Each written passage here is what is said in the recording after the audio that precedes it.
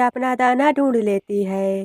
फिर कालू कौवे से कहती है, कौवे भैया, मैंने अपना दाना खा भी लिया है और अपने बच्चों के लिए जमा भी कर लिया है, मगर तुम्हारे पास तो कोई दाना नहीं है। क्या तुम अपने परिवार के लिए दाना नहीं ले जाओगे? कौन सा परिवार और कैसा दाना? मैं तो सिर्फ अपने लिए जीता हूँ। मुझे परिवार की कोई चिंता नहीं है। मैंने तो दाना पेट भर के खा लिया है। मुझे किसी की कोई चिंता नहीं है और ना ही किसी की जरूरत है। ऐसा बोलकर कालू कौवा पेड़ के सहारे सो जाता है और चिड़िया अपने बच्चों के लिए दाना लेकर वहां से चली जाती है। बच्चे दाना खा रहे थे। चिड़िया अपने बच्चों को दाना खाते देख बहुत खुशी हो रही थी। मम्मा, पापा कब आएंगे? मुझे बहुत तेजी से भूख लगी है। जग्गू, जंगल के सारे पक्षी दाना लेकर लौट आए हैं, मगर तुम्हारे पापा का अता पता नहीं है। पता नहीं वो कहाँ रह गए।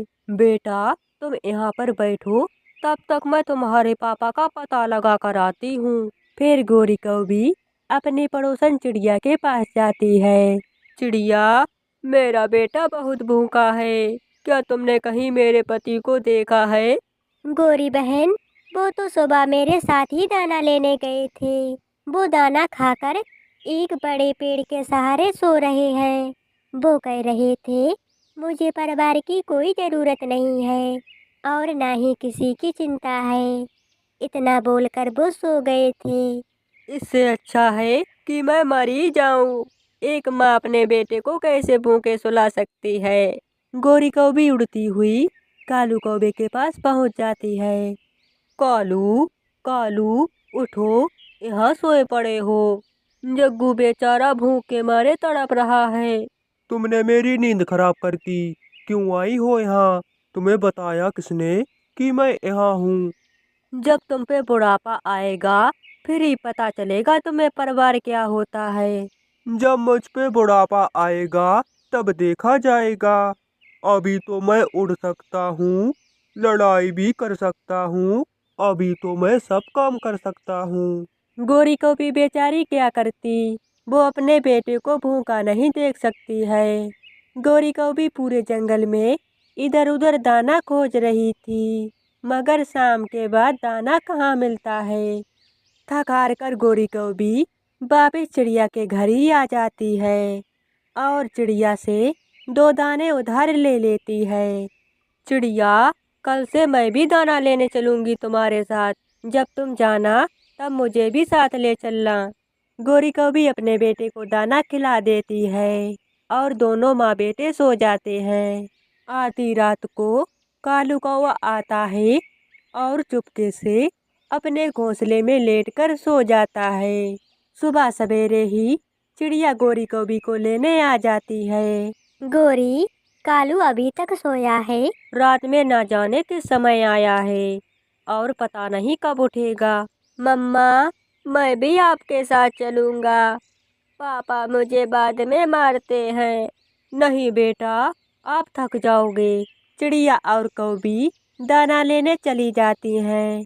वो दोनों जंगल में दाना ढूंढ रही थीं, तभी वहां पर भागा भागा तोता आता है। चिड़िया, चिड़िया, कल तूफान आने वाला है। हमें किसी सुरक्षित स्थान पर जाना होगा। ये बात सुनकर चिड़िया और गोरी कौवी डर जाती हैं। मगर कहाँ तोते? सब पक्षी कहाँ जा रहे हैं? मैंने और कबूतर ने फैसला किया है कि हम लोग उत्तर वाले जंगल में चलेंगे। वहाँ का तापमान भी ठीक है और हमें भोजन की कोई कमी नहीं होगी। चिड़िया, कालू नहीं मानेगा। वो हमें कभी नहीं जाने देगा। गोरी बहन, कब तक उस आवारे कौवे के साथ जीवन बिताती रहोगी? तुम्हें अपने बच्चे के बारे में खुद ही सोचना होगा। तुम्हें याद है कि पिछली बार तूफान आया था? उस तूफान में कई पक्षी मारे गए थे। गोरी को भी घर जाकर कहती है, जग्गू के पापा जंगल के सारे पक्षी जा रहे हैं। हमें भी जाना होगा क्योंकि जंगल में तूफान आने वाला है। वो जाते हैं तो उन्हें जाने दो, मगर हम लोग कहीं नहीं जाएंगे। मुझसे दूसरे जंगल जाकर घर नहीं बनेगा। कालू, हम लोग तिनके का घोंसला बना लेंगे। हमारे साथ हमारा छोटा बेटा भी है, इसका क्या होगा? मगर कालू नहीं मानता है। दूसरे दिन चिड़िया, कबूतर और तोता गोरी कौवी को लेने पहुंच जाते हैं। मैंने कहा कोई नहीं जाएगा। खबरदार, अगर तुम यहाँ से गई। ठीक है, अगर तुम नहीं जाना चाहते हो तो ना जाओ, मगर मैं तो अपने बेटे को लेकर जरूर जाऊंगी। सोच लो, दोबारा इस घर में कदम नहीं रखने दूंगा। अभी तो हम जा रहे हैं, जब वापस आएंगे तब देख लेंगे। कौवे, मारे जाओगे। जिद छोड़ दो और मेरे साथ चलो। मैं कोई बूढ़ा कौवा नहीं हूँ। मैं तो अभी 80 साल का जवान हूँ। तेरी सारी जवानी बारिश के पानी में बह जाएगी। तुम अपने परिवार और दोस्तों के बिना कैसे मुकाबला करोगे तूफान का? सब कालू कौवे को समझा रहे थे, मगर कालू कौवा तो किसी की नहीं मानता है। वो काम करने से डर रहा था। गोरी भी अपने बेटे को साथ लेकर निकल पड़ती है। सब पक्षी दोपहर तक उड़ते उड़ते दूसरे जंगल पहुंच जाते हैं। दोस्तों, हम लोग रात गुजारने के लिए अपने तिनके के घोंसले बना लेते हैं। अगर मिलके काम करेंगे तो काम जल्दी खत्म हो जाएगा। मैं लकड़ी लाता हूँ। और मैं सूखी घास लेकर आता हूँ। मैं और चिड़िया घोंसले बनाने का काम करेंगे। फिर वो सब अपना काम बांटकर अपना काम शुरू करते हैं। पीछे कालू कौवा अपने घर की छत पर लेटा हुआ था। उसे ये भी पता नहीं था कि जंगल में क्या होने वाला है। रात होने से पहले ही जंगल में तूफान आ जाता है। कालू कौवा उठकर अपनी खिड़की बंद करता है, मगर तूफान इतनी जोर था कि उसके घर की खिड़की उखड़कर दूर जाकर गिरती है। कौवे के घर में बारिश का पानी आने लगता है। वो इधर उधर देखता है कि वो कहाँ जाए। कालू कौवा अभी घर से बाहर निकला ही था, तभी उसका घर भी नीचे गिर के टूट जाता है। कोई है?